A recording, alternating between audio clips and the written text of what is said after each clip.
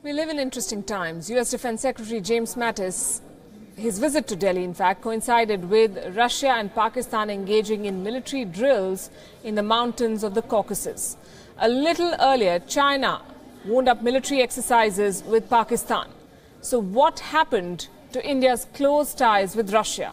That's an interesting question.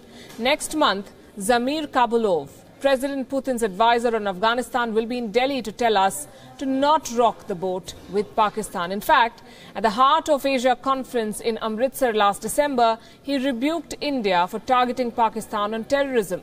Clearly, the foundations of old friendships may not be as rock solid as people may have been led to believe. Or is it that simple? Let's try and understand what's going on here. First, Delhi and Washington, D.C. It's not very long since Narendra Modi and Donald Trump bear-hugged at the White House. Today, bugles sounded in Delhi's South Block to herald U.S. Defense Secretary James Mattis. There were extended talks with his Indian counterpart, Nirmala Sitharaman.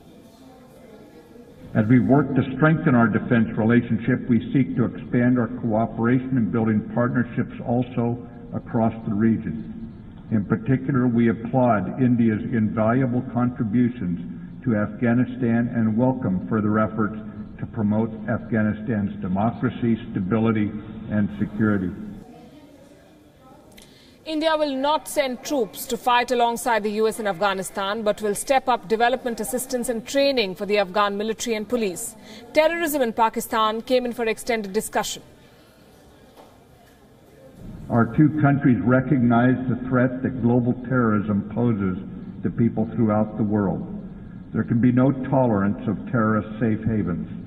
As global leaders, India and the United States resolve to work together to eradicate this scourge.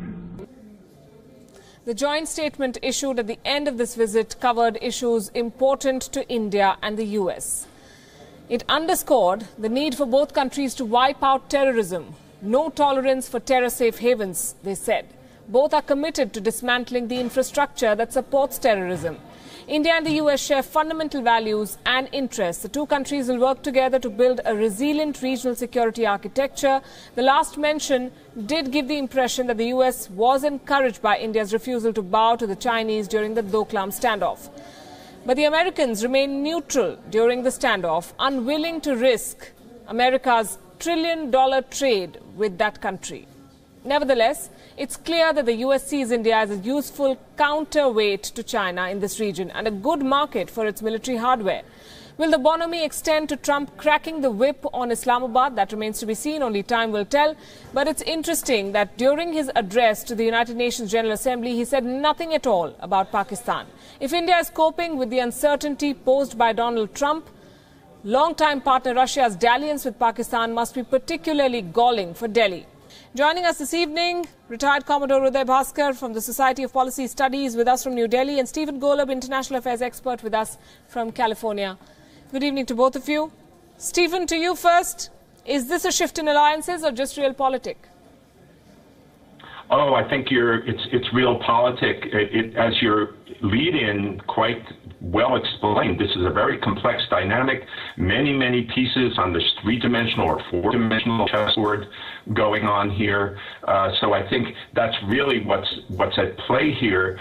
And yet another complicating factor here that I don't think you may have addressed, because you were addressing so many other very important variables, is North Korea. That's certainly the top foreign policy and most immediate foreign policy priority for the U.S. right now. I'm not predicting this will happen, but it's conceivable that the U.S. could cut some kind of a deal with China, backing off, the U.S. backing off a bit on certain strategic interests, such as the South China Sea or other maritime or strategic matters, if in fact China can and does exercise greater pressure on North Korea. Again, I'm not predicting that will happen, but that's another part of this very complex dynamic. Commodore Bhaskar, the rift between the U.S. and Pakistan is evident, but the relationship between Moscow and Delhi was described as adrift. Does this exercise with Pakistan change that, and how? Well, I would say that there is a certain shift in terms of relationships. And as you had pointed out in the report, and what our colleague from California is also drawing attention to, There is a very complex flux at play just now as far as these three capitals are concerned. That is Washington, Beijing and Moscow. And I think it merits recall that 50 years ago in 1967, there was a very, very severe tension between Beijing and Moscow, then capital of the former Soviet territorial dispute that the former USSR had with China. So I think the current engagement between Russia and Pakistan is reflective of Russia's own immediate concerns, but I would not make this a binary kind of reduction, meaning that India's relationship with Moscow has gone so far south only because of Russia's engagement with Pakistan. I think that would be misleading.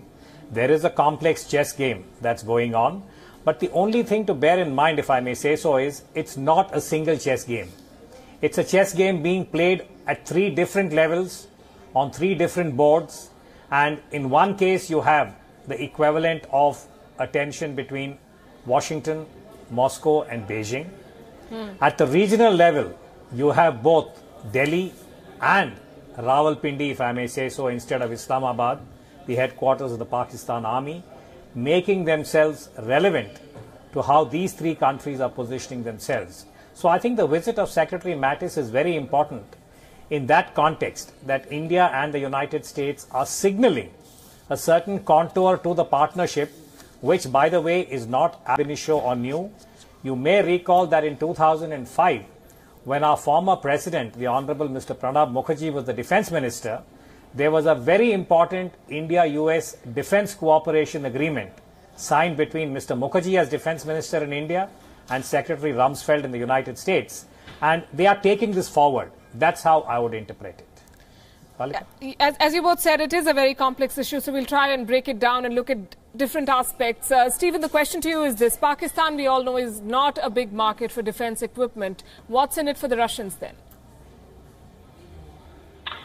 That's a good question. I think extended influence, your lead-in mentioned the possibility that maybe they can get greater cooperation or less interference with their internal affairs by the Taliban and its aligned forces, well, not necessarily the Taliban, but certainly certain extremist forces in return for greater cooperation with Pakistan. Maybe that's in the air.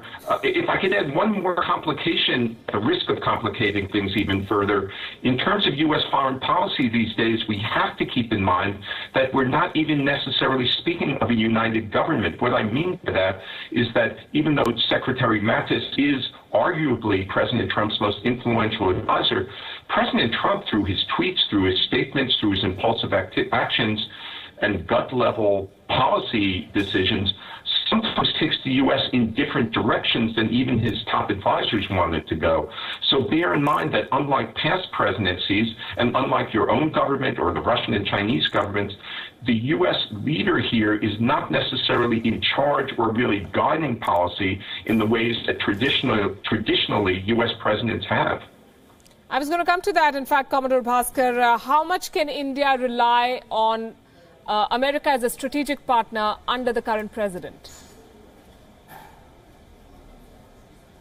Well, I would say that we should proceed very cautiously. I think Dr. Stephen has given us some idea about the kind of contradictions that now obtain in the United States, particularly in terms of White House and its consistency. Now, I'm trying to say this very carefully, that we are now in the end of September. And if you do a brief review of President Trump's own positions over the last 7.5 to 8 months, there have been what you might call as fairly sharp U-turns. Now, this was evident even in relation to China. And therefore, I think India should engage with Secretary Mattis to the extent that is possible. But we should wait for him to go back. He's also likely to visit Afghanistan, Kabul on this particular visit, and then get a sense of how much of what is being said now will actually be translated into policy. Because I thought your report made a very important observation, that when President Trump was addressing the United Nations General Assembly, and this was his first address, he spoke about terrorism at length. He made reference to North Korea, Iran, Venezuela, etc. but there was no reference to Pakistan. So I would just say that let's proceed cautiously, because the US still has certain quote-unquote interests that could become vulnerabilities, which is, as long as there is US military presence in Afghanistan, the logistic lines, though they may not be as dependent now than they were in the past, I would make the case that Karachi to Kandahar is a very important logistic chain. So the United States would have to proceed cautiously. And then, of course, as I said, there is the complex chess game of how much do you want to push the Pakistanis towards China and Russia. I'm sure there's some wise heads in Washington thinking about these issues. Malika? Stephen, is Washington also looking at, or how is it looking rather, at the military drills between Pakistan and Russia and the involvement of China as the US tightens the purse strings? Is it worried that that's a space that is going to be claimed by its adversaries? Oh, I think it's looking with considerable concern at these kinds of cooperation that are going on, or that are increasing. On the other hand, not to just, again, let's bear in mind that President Trump sometimes takes different points of view than his own top advisors. Some of his top advisors, General Mattis certainly, or Secretary Mattis, are very cautious about Russia and cautious about China, and don't necessarily trust them on all issues, and I think that's wise. President Trump can sometimes be more naive, and also has this odd ongoing affection or affiliation for Vladimir Putin in Russia, and that could color the perception in Washington as well. So among foreign policy hands, yes, I think there's caution, there's concern about this, from President Trump's point of view, who does play a role, certainly as President of the United States. He may be seeing these things somewhat differently, more sympathetically to Russia, more simplistically. Commodore Bhaskar, what do you think about the timing? Is it mere coincidence that India's biggest defense supplier is engaged in drills with India's biggest enemy, while Pakistan's biggest defense supplier is in India talking about further cooperation? And what do you think is the big takeaway from General Mattis's visit? Well, I would say, first of all, the way in which these engagements are now going on, yes, there is a contradictory tenor. And I think in the years ahead, we are going to see more of what you might call as the contradictory tenor. And this is something that policymakers would have to, I think, acquire a certain degree of skill in being able to manage the contradictions. That having been said, I think the visit of Secretary Mattis is very important as far as the bilateral is concerned, because India and the United States have certain correspondences. If you look at the big ticket issues, for instance, the United States, in its quadrennial defense review, which goes once every 4 years with the president's term, you review it from 1993, when President Clinton was the president, the same issues come up. The challenge of terrorism, rogue states, and the possibility that weapons of mass destruction might go into the wrong hands. We are talking about the same issues in 2017. Some are immediate, like terrorism, Pakistan, and what it represents. Some are long-term, which is the next 10 to 20 years. How do India and the United States punctuate the Asian strategic framework? We are talking about the oceanic domain, the Indian Ocean and the Pacific. We are talking about cyber. We are talking about space. These are, I think, the big ticket issues where the visit of Secretary Mattis will be very important in laying certain tracks. And then I think the policymakers and the officials will have to see what kind of traction they would impart to the direction that has been set out by the political leadership. Palki? Right, I'm going to wrap up with what I began with, interesting times. Thanks very much, Commodore Bhaskar and Stephen Golub. Thank you both for joining us and for weighing in on this. Now, the referendum on independence in Kurdistan in northern Iraq appears to have gone off successfully. The yes vote is likely to be in the majority when the results are declared later this week. But an independent Kurdistan may be neither stable nor democratic. The world was against them, but they didn't care. Turkey, Iran and Iraq threatened military intervention. The US, the European Union, the Arab League warned them to give up. But the Kurds of northern Iraq shrugged them off, and nearly 80% voted in a historic independence referendum. The Yes Front is expected to win a landslide victory. Even though this referendum is not binding, how ready is Kurdistan for independence, and what kind of state will it be?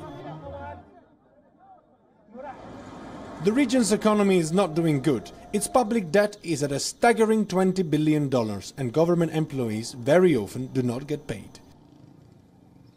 Our economy is 90% depending on oil and oil exporters.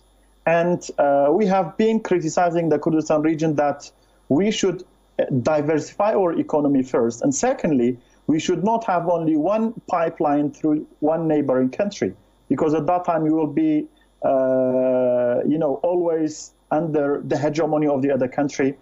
Iraqi Kurdistan heavily relies on imports of any and every kind. It imports nearly $1 billion of fruits and vegetables in 1 year, much of it from Iran and Turkey, two countries that are firmly opposed to the referendum. Bulk of Kurdistan's oil is exported through Turkey, making President Recep Tayyip Erdogan's threats believable. Zaten ortada kalacaksın. Bir vanayı kapadığımız anda iş bitti. Bütün geliri, meliri hepsi ortadan kalkıyor. Tırlar Kuzey Irak'a çalışmadığı anda bunlar yiyecek bulamayacaklar ya. Some Kurds are worried about the lack of democracy under President Masoud Barzani. Barzani is a veteran of the First Gulf War. He was elected president of Kurdistan in 2005. His mandate ended in 2013 but was renewed for 2 years. But in 2015 he refused to step down and banned opposition parties from entering the parliament. The Kurdish parliament has been shut since 2015. We have not had an independent state for generations. And if we are going to have an independent state, that independent state should have democracy, social justice, exchange of power, and should respect human rights and freedom of speech. Kurdistan is a region where political parties are affiliated to various clans. The society is deeply divided and dissent is discouraged.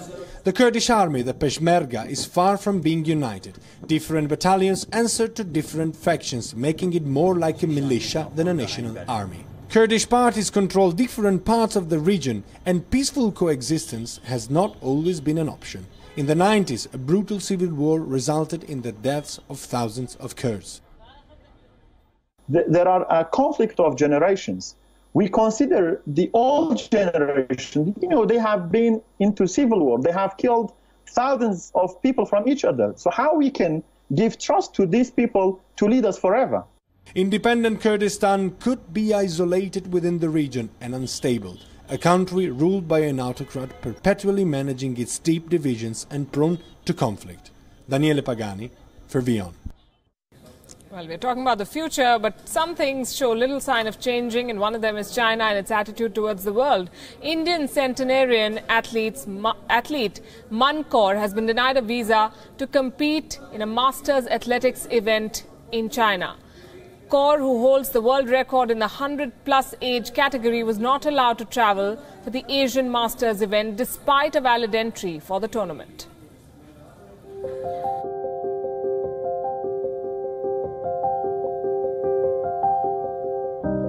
It was to be a journey to the airport for a trip to China. But for 102-year-old Mankor, it will have to be a journey back to her home in Punjab. The centenarian athlete is India's flag bearer in the Masters Games and was scheduled to compete at the Asian Masters in Jiangsu, but was cruelly denied a visa by Chinese authorities. I had prepared very intensely for the event. I was practicing daily and running races every day despite the heat. I did not expect them to reject my visa application.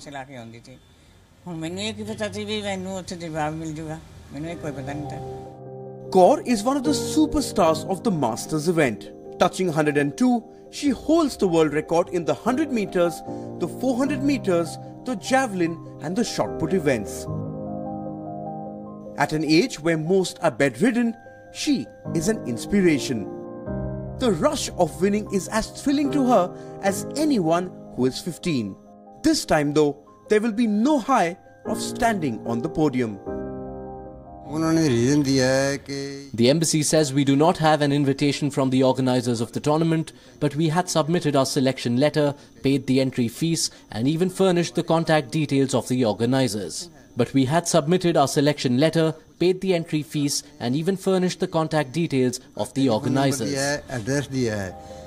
All her papers were in order, yet the official reason given for denial of the visa is the lack of an invitation letter.